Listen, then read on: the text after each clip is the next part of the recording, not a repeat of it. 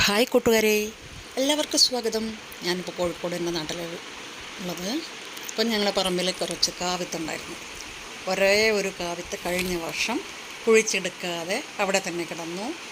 ആ വർഷം മഴയും വെയിലും ചവറുകളും ആട്ടിൻ കാഷ്ടവും എല്ലാം കൂടി അങ്ങോട്ട് വന്നപ്പോഴുണ്ടല്ലോ, ഒരു ഒന്നൊന്നര കാവിത്തിൻ്റെ കൂടാണ് ഉണ്ടായത്.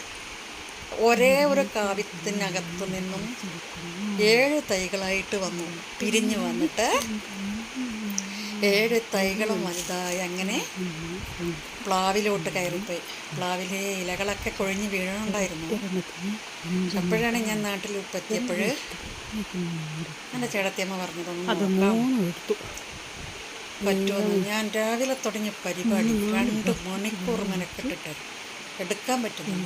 ഓരോന്ന് 5 കിലോ, 5.5 കിലോ, 4.5 കിലോ വീതമുള്ള 7 എണ്ണമാണ് കിട്ടിയിരിക്കുന്നത്. ഈ 7 എണ്ണത്തിൽ 2 ചേച്ചിമാർക്ക് കൊടുത്തു. ബാക്കി ഇനി 5 എണ്ണം ഇവിടെ ഉണ്ട്. ഇനി 2 ഞാനും കൊണ്ടുപോകാം എൻ്റെ വീട്ടിലേക്ക്. ബാക്കി ഇവിടെ കഴുകി മണ്ണെല്ലാം കളഞ്ഞ് കഴുകി വൃത്തിയാക്കി വയ്ക്കും. ആവശ്യമുള്ളപ്പോൾ മുറിക്കുക, കഷ്ണങ്ങളാക്കുക, കഴിക്കുക. അത് തന്നെ പരിപാടി.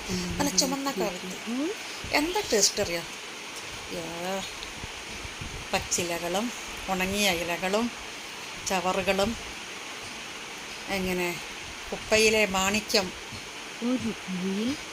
ഇതുപോലെ കാവിത്ത് വളരെ വർഷങ്ങൾക്ക് മുമ്പാണ് ഉണ്ടായിരുന്നത്. അതൊക്കെ ഒരെണ്ണം വെച്ച ഒരെണ്ണേ കാണാറുള്ളൂ.